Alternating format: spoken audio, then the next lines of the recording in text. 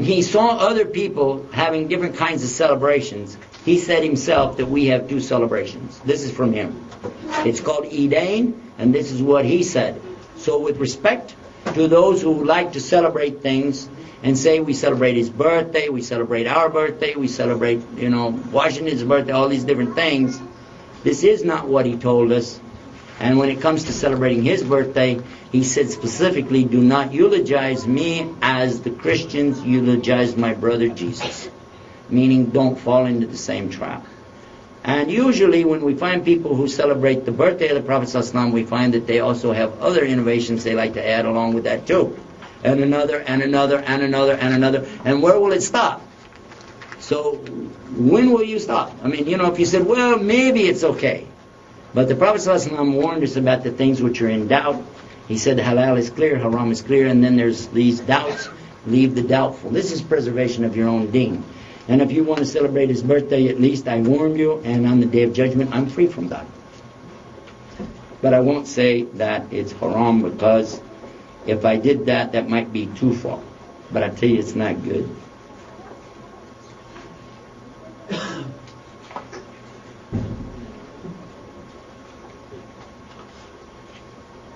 You're asking a question about women, and I want to answer it.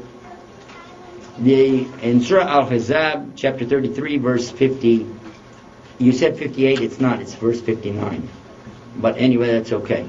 It says, Ya ayyuhan nabi, which means, O my nabi or my prophet, tell your azwajika, which is your wives, wa binatika, which is your daughters, and the believing women. You didn't put that in here, but it was to all the women. This is not just to his wife, and it's not just to his daughter. This is to all the believing women, that they have to cover themselves. They have to totally cover themselves with abaya when they go out. Now there's different words that Allah used in Quran. The other word that He used in Surah An-Nur was the word khimar, and the khimar used to be worn in the back of the head. They knew what that was, because a lot of women wore it, just wore it. That was a custom.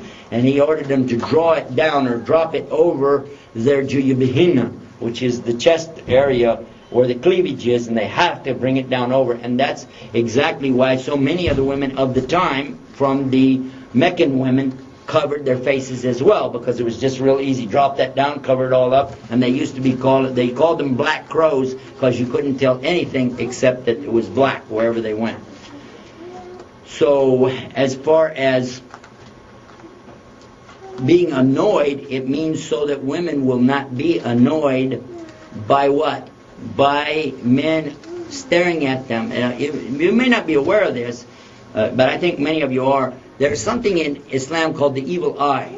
The ayn is something very serious. Nobody wants it. We seek protection from it in the Quran. Allah warns us about it, and how we seek protection. We ask Allah for protection from these things in the last two surahs. You should recite them every night. Ladies, men, both of you, you should recite this, because it is protection. This is very good. The Prophet ﷺ, when it was revealed, he never left off doing that. So we should do the same. Now, when a woman is going around without being properly covered, there are men, non-Muslim and Muslim, and we're just saying men in general, who will look at you with the evil eye, because they say, hey baby, hey what's up, hey. Or even in their heart, and it's still the ayn on you. And Allah is warning you. That's why we warn the sisters, don't turn your hijab into artwork. Don't turn your hijab into an attraction, because that was the whole idea to start with, that you're not trying to cause people to stare at you. And you go out here and you've got, I'm sorry to mention, but some of our sisters, they got signboards with messages about Allah, about Islam, across their chest, across their back. They're walking around with they think they're wearing hijab, they got a scarf on and blue jeans.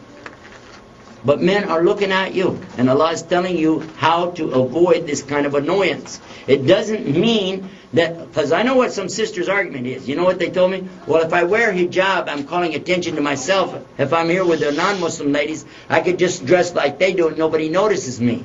That isn't what Allah said.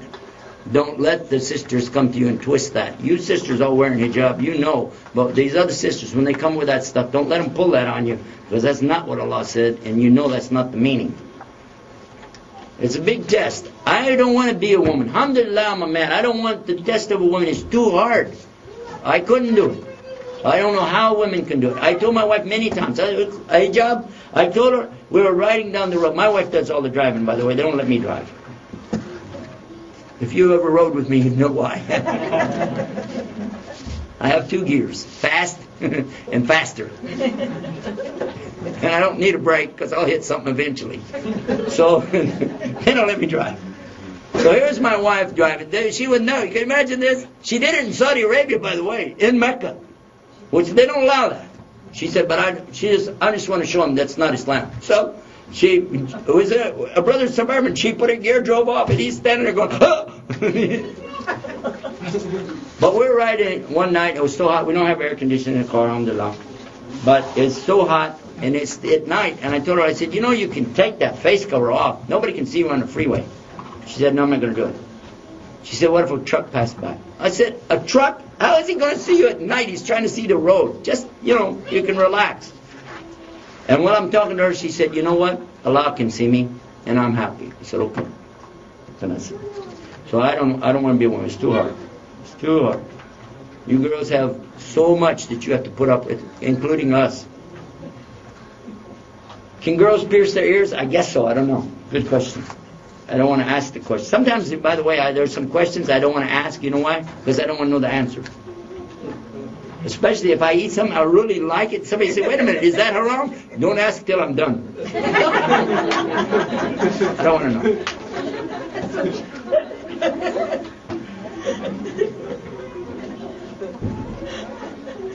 Oh, here's a good question. We discussed before that there was a protection for the women under darkness. One of you sisters asked the question, because there's protection in Fajr, Maghrib and Isha for the women when they came to the masjid of the darkness. You said, well, what about Dhuhr and Asr? They didn't go.